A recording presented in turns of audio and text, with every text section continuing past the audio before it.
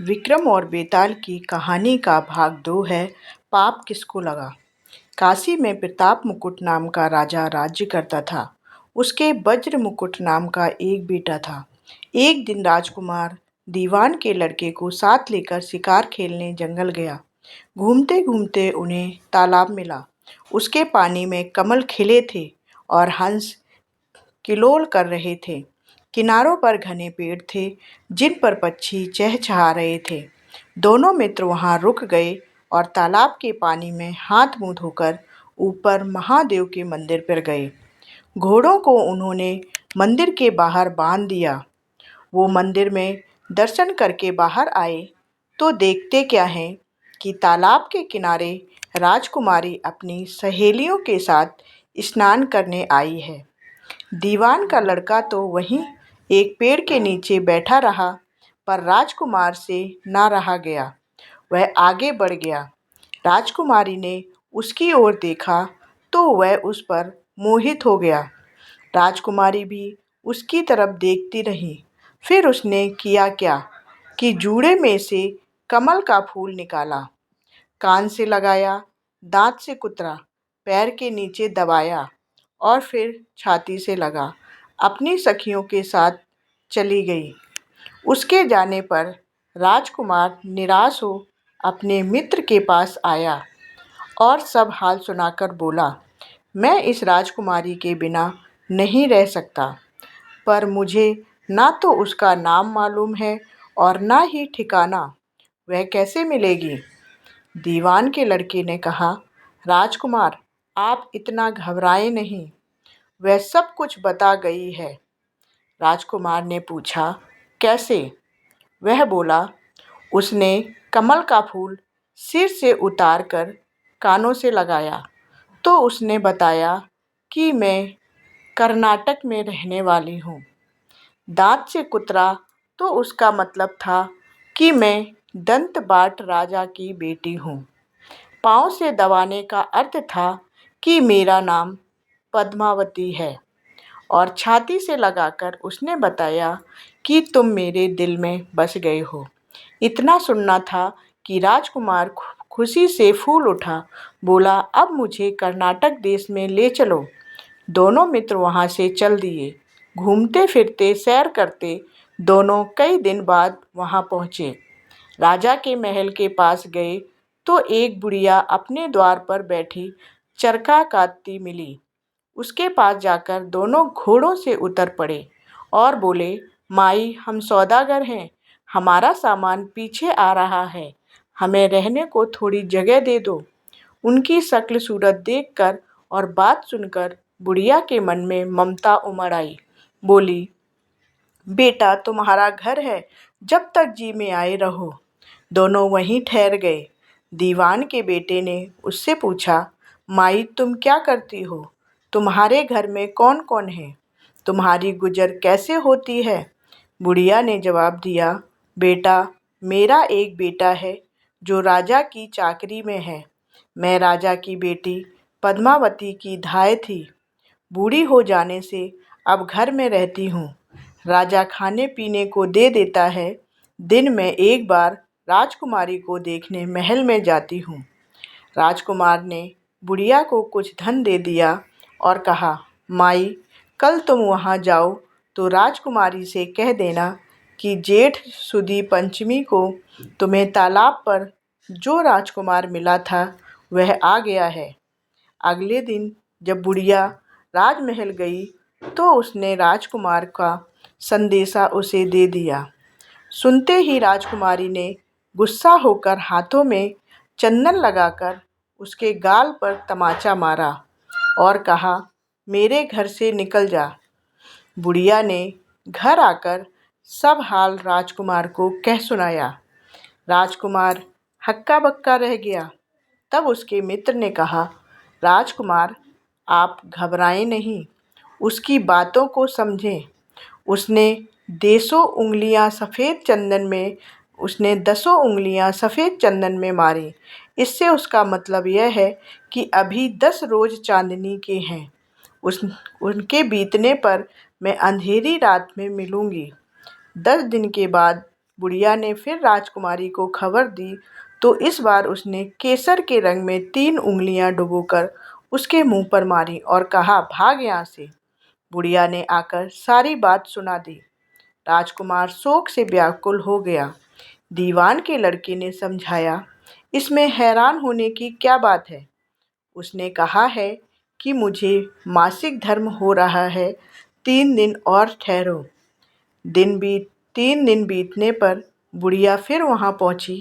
इस बार राजकुमारी ने उसे फटकार कर पश्चिम की खिड़की से बाहर निकाल दिया। उसने आकर राजकुमार को बता दिया। सुनकर दीवान का लड़का बोला, मित्र, उसने आज रात को तुम्हें उस खिड़की की राह बुलाया है। मारे खुशी के राजकुमार उछल पड़ा। समय आने पर उसने बुढ़िया की पोशाक पहनी, इत्र लगाया, हथियार बांधे। दोपहर रात बीतने पर वह महल में जा पहुंचा और खिड़की में से होकर अंदर पहुंच गया। राजकुमारी वहां तैयार खड़ी थी। वह उसे भीतर ले गई। अंदर के हाल देखकर राजकुमार की आंखें खुल गईं। एक से एक बढ़कर चीजें थीं। रात भर राजकुमार राजकुमारी के साथ रहा। जैसे ही दिन निकलने को आया कि राजकुमारी ने राजकुमार को छिपा दिया और रात होने पर फिर बाहर निकाल लिया। इस तरह कई दिन बीत गए। अचानक एक दिन राजकुमार को अपने मित्र की याद आई। उसे चिंता हुई कि पता नहीं उसका क्या हुआ होगा। उदास देखकर राजकुमारी ने कारण पूछा तो उसने बता दिया। बोला, वह मेरा बड़ा प्यारा दोस्त है। वह बहुत ही चतुर है। उसकी होशियारी ही से तुम मुझे मिल पाई हो। राजकुमारी ने कहा, मैं उसके लिए बढ़िया बढ़िया भोजन बनवाती हूँ। तुम उसे खिलाकर तसल्ली देकर लौट आना। खाना साथ में लेकर राजकुमार अपने मित्र के पास पहुंचा। वे महीने भर से मिले नहीं थे। राजकुमार ने मिलने पर सारा हाल सुनाकर कहा कि राजकुमारी को मैंने तुम्हारी चतुराई की सारी बातें बता दी हैं, तभी तो उसने यह भोजन बनाकर भेजा है। दीवान का लड़का सोच में पड़ गया। उसने कहा, यह तुमने अच्छा नहीं किया। राजकुमारी समझ गई कि जब तक मैं हूँ वह तुम्हें अपने बस में नहीं रख सकती। इसलिए उसने इस खाने में जहर मिलाकर भेजा है। यह कहकर दीवान के लड़के ने थाली में से एक लड्डू उठाकर कुत्ते के आगे डाल दिया। खाते ही कुत्ता मर गया।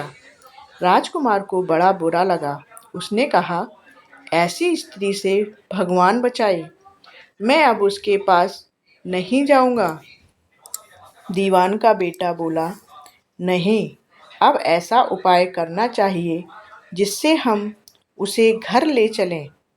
आज रात को तुम वहां जाओ। जब रोज रोज राजकुमारी सो जाए तो उसकी बाईं जांघ पर त्रिशूल का निशान बनाकर उसके गहने लेकर चले आना। राजकुमार ने ऐसा ही किया। उसके आने पर दीवान का बेटा उसे साथ ले योगी का वेश बना मरघट में जा बैठा और राजकुमार से कहा कि तुम ये गहने लेकर बाजार में बेच आओ।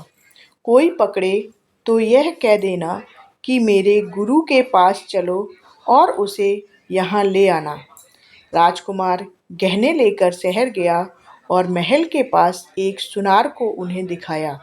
देखते ही सुनार ने उन्हें पहचान लिया और कोतवाल के पास ले गया। कोतवाल ने पूछा तो उसने कह दिया कि ये मेरे गुरु ने मुझे दिए हैं। गुरु को भी पकड़वा लिया गया। सब राजा के सामने पहुँचे। राजा ने पूछा, योगी महाराज, ये गहने आपको कहाँ से मिले? योगी बने दीवान के बेटे ने कहा, महाराज, मैं मसान में काली चौदस को डाकिनी मंत्र सिद्ध कर रहा था कि डाकिनी आई। मैंने उसके गहने उतार लिए और उसकी बाईं जांघ में त्रिशूल का निशान बना दिया।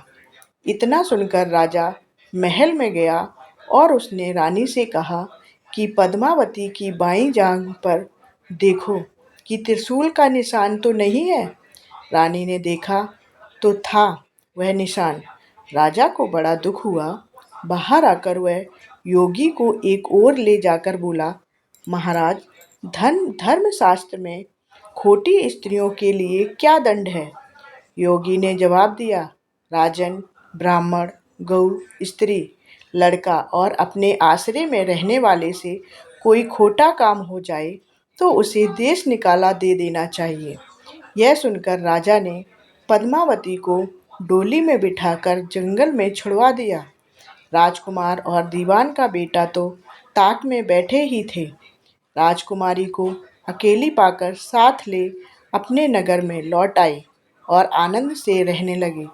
इतनी बात सुनकर बेताल बोला, राजन, यह बताओ कि पाप किसको लगा? राजा ने कहा, पाप तो राजा को लगा। दीवान के बेटे ने अपने स्वामी का काम किया। कोतवाल ने राजा का कहना माना और राजकुमार ने अपना मनोरथ सिद्ध किया।